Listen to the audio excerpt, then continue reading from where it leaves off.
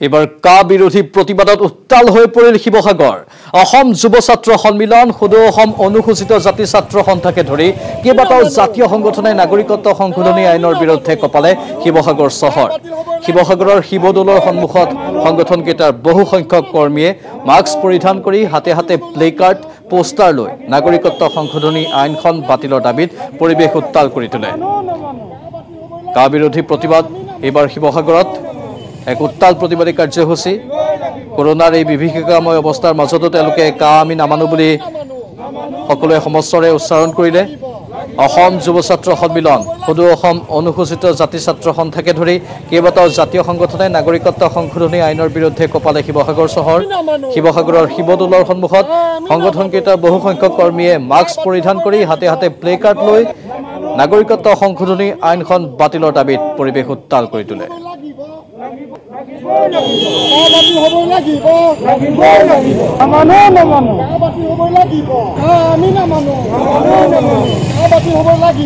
নৱনিৰ্বাচিত মুখ্যমন্ত্ৰী ডক্টৰ হিমন্ত বিশ্ব শৰ্মাক আমি শিৱসাগৰৰ ফালৰ পৰা তেখেতক আন্তৰিক অভিনন্দন জ্ঞাপন কৰিছোঁ আমি ক'ব বিচাৰিছোঁ যে অসমৰ ৰাইজে কা গৃহীত হোৱা দিনৰ পৰা কা মনা নাই অনাগত সময়তো কা নামানে আৰু নৱনিযুক্ত মুখ্যমন্ত্ৰীক আমি আহ্বান জনাইছোঁ যে দাঁতিকাষৰীয়া যিসমূহ ৰাজ্যই কাৰ বিৰুদ্ধে নিজৰ বিধানসভাত প্ৰস্তাৱ গ্ৰহণ কৰিছে আপোনাক সকলো ৰাইজে সন্মান দিছে আপোনাৰ সকলো ৰাইজে আপোনাৰ পৰা আশা কৰিছে অসমীয়া জাতিটো কিবা হ'ব বুলি গতিকে আমি আহ্বান জনাইছোঁ যে আপুনিও সৎ সাহস দেখুৱাই অসম বিধানসভাত কাৰ বিৰুদ্ধে বিধানসভাত গৃহীত কৰিবলৈ আমি অসম ছাত্ৰ যুৱসংঘ সদমৰীয়া যিটো যুৱ ছাত্ৰ সন্থা আৰু অনুসূচিত জাতি ছাত্ৰ সন্থাৰ পৰা আহ্বান জনাইছোঁ আৰু আমি আমাৰ এই প্ৰত্যাহ্বান আপুনি গ্ৰহণ কৰি অসম বিধানসভাত কাৰ বিৰুদ্ধে আপোনালোকে বিধি প্ৰস্তাৱ গ্ৰহণ কৰিব বুলি আমি আশা ৰাখিছোঁ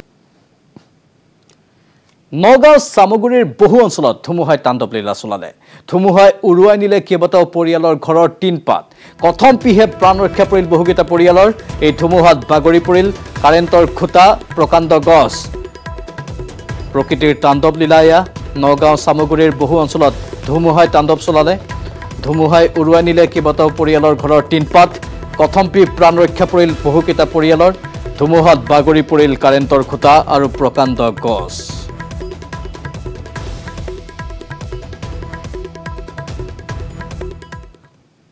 এবাৰ খবৰ তিনিচুকীয়াৰ বাৰেকুৰি লেজেংকাটৰ উত্তপ্ত পৰিস্থিতিৰ ড্ৰাগছ সহ এগৰাকী যুৱতীক আবদ্ধ স্থানীয় ৰাইজৰ তিনিচুকীয়াৰ বৰগুৰিৰ পৰা বাৰেকুৰিলৈ ড্ৰাগছ সৰবৰাহ কৰাৰ সময়তে আটক কৰে ৰাইজে ঘটনাস্থলীত বাৰেকুৰি আৰক্ষীৰ লগতে তিনিচুকীয়াৰ শীৰ্ষ আৰক্ষী বিষয়া উপস্থিত হয় আৰক্ষীক যুৱতীগৰাকীক সমজাই দিয়াৰ ক্ষেত্ৰত অমান্তি কৰিছে উত্তেজিত ৰাইজে গাঁওখনৰ একাংশ যুৱক যুৱতী ড্ৰাগছ ব্যৱসায়ৰ সৈতে জড়িত অভিযোগ ৰাইজৰ ড্ৰাগছ ব্যৱসায়ৰ সৈতে জড়িত যুৱক যুৱতীক আটক কৰাৰ পিছতহে যুৱতীগৰাকীক আৰক্ষীক সমজাই দিয়াৰ হুংকাৰ দিছে গাঁওবাসীয়ে তিনিচুকীয়াৰ বাৰেকুৰি লেচেংকাত এই উত্তপ্ত পৰিৱেশৰ সৃষ্টি হয় কালি নিশা ড্ৰাগছ সহ এগৰাকী যুৱতীক আবদ্ধ কৰিলে স্থানীয় ৰাইজে তিনিচুকীয়াৰ বৰগুৰিৰ পৰা বাৰেকুৰিলৈ ড্ৰাগছ সৰবৰাহ কৰাৰ সময়তে আটক কৰে ৰাইজে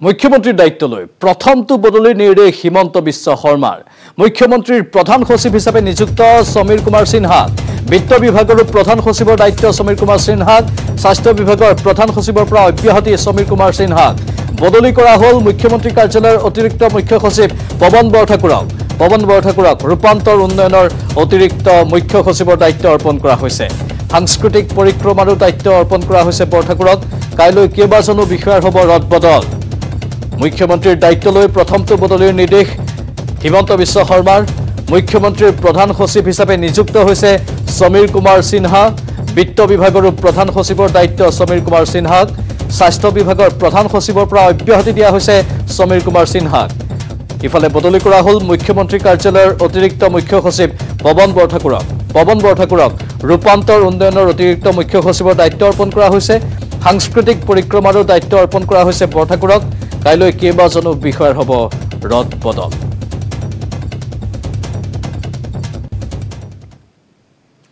হিমন্ত বিশ্ব শৰ্মাৰ কেবিনেটত প্ৰথমবাৰলৈ মন্ত্ৰিত্বৰ স্থান পালে 6খন নতুন মুখে ৰাজ্যিক বিজেপি সভাপতিৰ লগতে নতুন মুখৰ তালিকাত আছে অজন্তা নেওগ উৰ্খাও গৌৰৱ ব্ৰহ্ম ৰণোজ পেগু অশোক সিংঘাল আৰু বিমল বৰাৰ নাম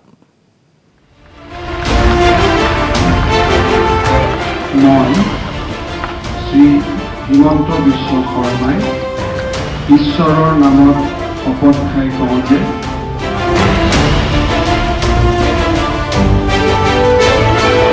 তেৰজনীয়া অসম মন্ত্ৰীসভাত 6খন নতুন মুখ তেওঁলোক 6জন হ'ল ৰঞ্জিত দাস অজন্তা নেওগ উৰ্খাও গৌৰা ব্ৰহ্ম ৰণোজ পেগু অশোক সিংঘাল বিমল বৰা মুখ্যমন্ত্ৰী হিমন্ত বিশ্ব শৰ্মাৰ পাছতে শপত ল'লে ৰঞ্জিত কুমাৰ দাসে নামত শপত খাই কওঁ যে বিধিৰ দ্বাৰা স্থাপিত ভাৰতীয় সংবিধানৰ প্ৰতি 1992 চনত তেওঁ যোগদান কৰিছিল বিজেপি 2011 চনত হৰভোগৰ পৰা বিধায়ক নিৰ্বাচিত হোৱাৰ পাছত বিধানসভাত বিজেপিৰ উপদলপতি হিচাপে কাৰ্যনিৰ্বাহ কৰা ৰঞ্জিত দাসে 2016 চনত উপবিষ্ট হৈছিল অধ্যক্ষৰ আসনত 2017 চনৰ 30 জানুৱাৰীত দাসে কান্ধ পাতি লৈছিল ৰাজ্যিক সভাপতিৰ দায়িত্ব মুখ্যমন্ত্ৰী পৰিৱৰ্তনৰ পাছতেই প্ৰথমবাৰলৈ সেইজন ৰঞ্জিত দাসেই এইবাৰ স্থান পালে হিমন্ত বিশ্ব শৰ্মাৰ কেবিনেটত প্ৰত্যাশিতভাৱে মন্ত্ৰীসভাত স্থান পালে বিজেপি নেত্ৰী অজন্তা নেওগেও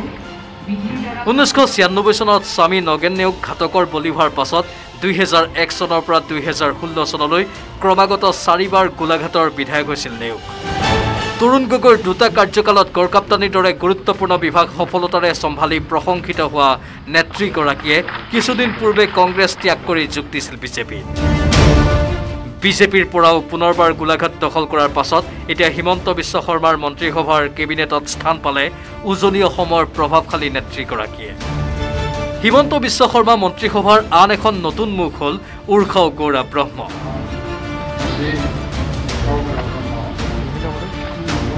2002 পৰা 2008 চনলৈকে ৰাজ্যসভাৰ সাংসদ হিচাপে উচ্চ প্ৰশংসিত হোৱা ইউজি ব্ৰহ্মই শেহতীয়াকৈ যোগ দিছিল নৱগঠিত ইউপিপিএলত ৰাজনীতিৰ লগতে সাহিত্য চৰ্চাৰে সাহিত্য অকাডেমী বঁটা প্ৰাপক ইউজি ব্ৰহ্ম চাপাগুৰিৰ পৰা জয়ী হৈ অহাৰ পাছতেই অন্তৰ্ভুক্ত হ'ল মন্ত্ৰীসভা দুদিন পূৰ্বে পিতৃবিয়োগ হোৱা ধেমাজিৰ বিধায়ক ৰণোজ পেগুৱেও স্থান পালে কেবিনেটত 1987 চনত গুৱাহাটী চিকিৎসা মহাবিদ্যালয়ৰ পৰা MBBS পাঠ্যক্ৰম সম্পূৰ্ণ কৰা ৰণোজ পেগু 2019 চনত প্ৰথমবাৰলৈ ধেমাজিৰ পৰা নিৰ্বাচিত হৈছিল বিধানসভালৈ ক্ৰমাগত দ্বিতীয়বাৰলৈ ধেমাজি সমষ্টিৰ পৰা জয়ী হোৱা ৰণোজ পেগুৱে উত্তৰ অসমৰ একমাত্ৰ প্ৰতিনিধি হিচাপে ঠাই পালে অসম মন্ত্ৰীসভা ক্ৰমাগত দুবাৰকৈ ঢেকিয়াজুলি সমষ্টিৰ পৰা বিজয়ী হৈ অহা অশোক সিংঘালেও স্থান পালে হিমন্ত বিশ্ব শৰ্মাৰ কেবিনেটত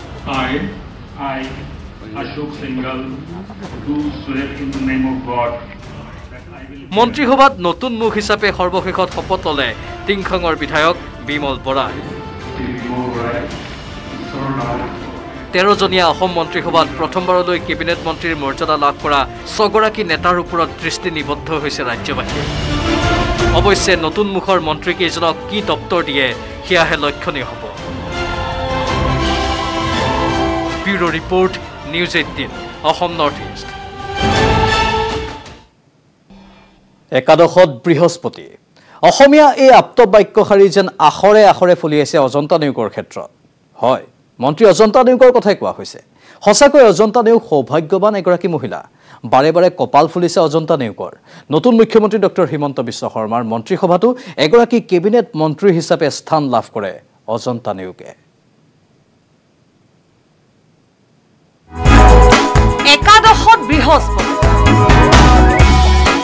অসমীয়াৰ এই আপ্তবাক্যশাৰী যেন আখৰে আখৰে ফলি আছে অজন্তা নেওগৰ ক্ষেত্ৰত হয় মন্ত্ৰী অজন্তা নেওগৰ কথাই কোৱা সঁচাকৈ অজন্তা নেওগ সৌভাগ্যৱান এগৰাকী মহিলা বাৰে বাৰে কপাল ফুলিছে অজন্তা নেওগ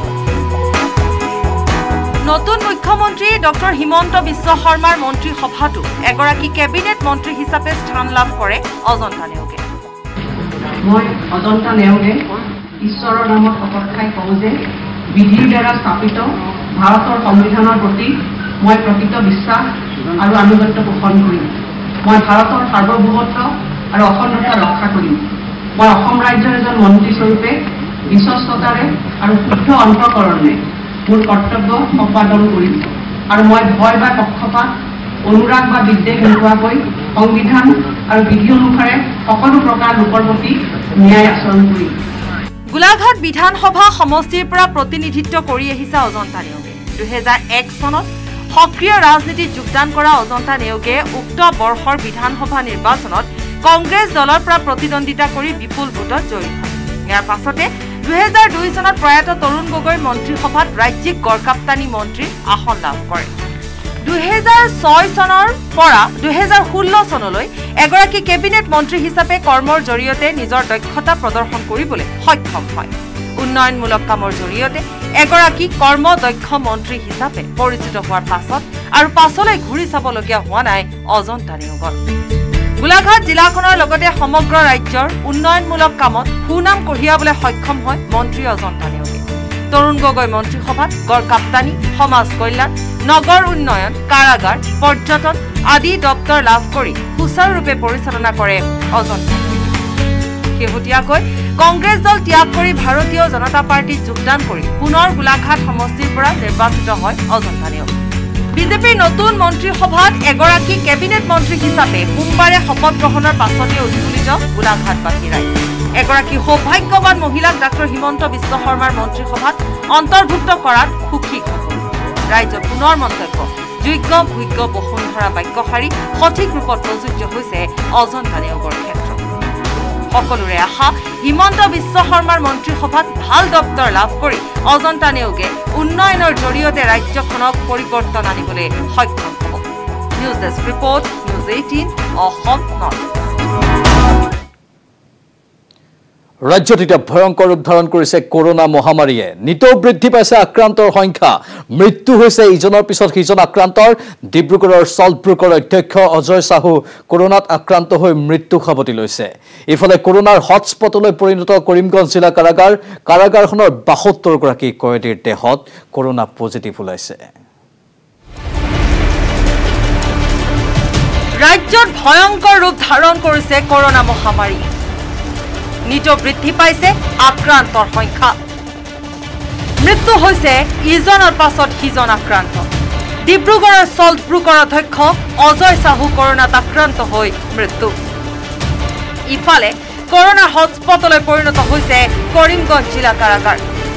কাৰাগাৰখনৰ ৭২ গৰাকী কয়দীৰ দেহত কৰোনা পজিটিভ। দুজন কয়দীৰ পৰা দুদিনতে সংক্ৰমণ হয় ৭২ জনলৈ। কৰিমগঞ্জ জিলাতো ব্যাপক মাত্ৰাত বৃদ্ধি পাইছে কৰোনা আক্ৰান্ত। আৰু কৰিমগঞ্জ জিলা কাৰাগাৰখন বৰ্তমানে হটস্পটত পৰিণত হৈছে। মুঠ ৭২ গৰাকী কৰোনা আক্ৰান্ত আছে এইখন কৰিমগঞ্জ জিলা কাৰাগাৰত। কাৰাগাৰখনৰ চৌহদত প্ৰতিষ্ঠা কৰা হৈছে কোভিড কেয়াৰ চেণ্টাৰ। লগতে কণ্টেইনমেণ্ট জোন ঘোষণা কৰি সকলো যাতায়াতত বাধা আৰোপ কৰা হৈছে। ইফালে ব্ৰিটিছ আমোলাতে নিৰ্মাণ কৰা কাৰাগাৰখনৰ অৱস্থা বৰ্তমান জৰাজীৰ্ণ। এই জৰাজীৰ্ণ কাৰাগাৰখনত ১৮৫ গৰাকী কয়দী ৰখাৰ ব্যৱস্থা আছে যদিও বৰ্তমান ৩০০ৰো অধিক কয়দীক ৰখা হৈছে, যাৰ ফলত কয়দীসকলৰ দেহত দ্ৰুত সংক্ৰমণ হ'বলৈ ধৰিছে কৰোনা মহামাৰী। চৰকাৰক উচিত পদক্ষেপ গ্ৰহণৰ দাবী কৰিমগঞ্জবাসী। ইফালে হোজাই জিলাৰ কাকিত এখন বিবাহৰ পৰা গণসংক্ৰমণ। ১ নং কাকি, ২ নং বৰহমপুৰ গাঁৱৰ এখন বিবাহৰ অভ্যৰ্থনা অনুষ্ঠানৰ পৰাই ১৫ জনৰো অধিকৰ দেহত পজিটিভ। বিগত ৪ মে'ত অনুষ্ঠিত হৈছিল বিয়াখন। ৮ মে'ত প্ৰথমে কৰোনা পজিটিভ ধৰা পৰে দৰাৰ ভাতৃ। গোৱালপাৰাতো কৰোনাৰ দ্ৰুত সংক্ৰমণ। এখনৰ পাছত আন এখন গাঁৱলৈ সংক্ৰমিত কৰোনা মহামাৰী। জিলাখনৰ মৰণয় আৰক্ষী থানাৰ অন্তৰ্গত খামাৰ, পাখিৰিগুৰি, ধুন্দিপাৰা গাঁওখনক কৰা হৈছে কণ্টেইনমেণ্ট জোন। ৰাজ্যখনত বিগত ২৪ ঘণ্টাত ৩,২৯৯ জন আক্ৰান্ত হৈছে কৰোনাত। কামৰূপ মেট্ৰতে আক্ৰান্ত হৈছে ১,৩৪৬ জন। দেওবাৰে ৪৮ গৰাকী আক্ৰান্তৰ মৃত্যু হৈছে।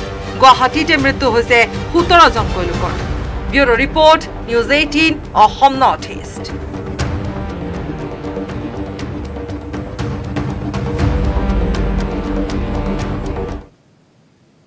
ইয়াৰ মাজতে এক খবৰ, উচ্চতৰ মাধ্যমিকৰ পৰীক্ষা বাতিল কৰা হৈছে। উচ্চতৰ মাধ্যমিকৰ প্ৰথম বৰ্ষৰ পৰীক্ষা বাতিল কৰা হৈছে। কোভিড মহামাৰীৰ বাবে মাধ্যমিক শিক্ষা সংসদে এই ঘোষণা কৰিছে। পৰীক্ষা অবিহনে প্ৰথম বৰ্ষৰ শিক্ষাৰ্থীক দ্বিতীয় বৰ্ষলৈ উন্নীত কৰা হ'ব। প্ৰপত্ৰ পূৰণ কৰা সকলো শিক্ষাৰ্থীক দ্বিতীয় বৰ্ষলৈ উন্নীত কৰা হ'ব। কোভিডৰ বাবে পূৰ্বে স্থগিত কৰা হৈছিল পৰীক্ষা। 2020 বৰ্ষতো বাতিল কৰা হৈছিল পৰীক্ষা। উচ্চতৰ মাধ্যমিকৰ পৰীক্ষা বাতিল কৰাৰ খবৰ আমি জনাইছো। উচ্চতৰ মাধ্যমিকৰ প্ৰথম বৰ্ষৰ পৰীক্ষা বাতিল কৰা হৈছে।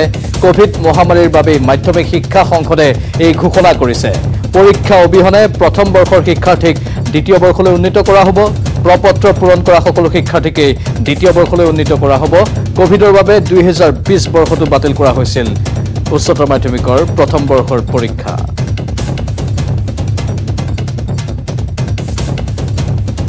যেহেতু কোভিড মহামাৰী এতিয়া ভয়ংকৰ ৰূপ ধাৰণ কৰিছে সকলো সাৱধানতা অৱলম্বন কৰা হৈছে চৰকাৰৰ তৰফৰ পৰা শিক্ষা সংসদৰ তৰফৰ পৰা কোনো শিক্ষাৰ্থী যাতে কোভিডত আক্ৰান্ত হ'বলগীয়া নহয় তাৰ প্ৰতি লক্ষ্য ৰাখি এইসমূহ গুৰুত্বপূৰ্ণ সিদ্ধান্ত গ্ৰহণ কৰা হৈছে আৰু উচ্চতৰ মাধ্যমিকৰ প্ৰথম বৰ্ষৰ পৰীক্ষা বাতিল কৰা হৈছে কোভিড মহামাৰীৰ যি পৰিস্থিতি সেই পৰিস্থিতিৰ বাবে এই পদক্ষেপ লোৱা হৈছে ইয়াৰ লগে লগে এতিয়া বাতৰিৰ পৰা বিদায় লৈছো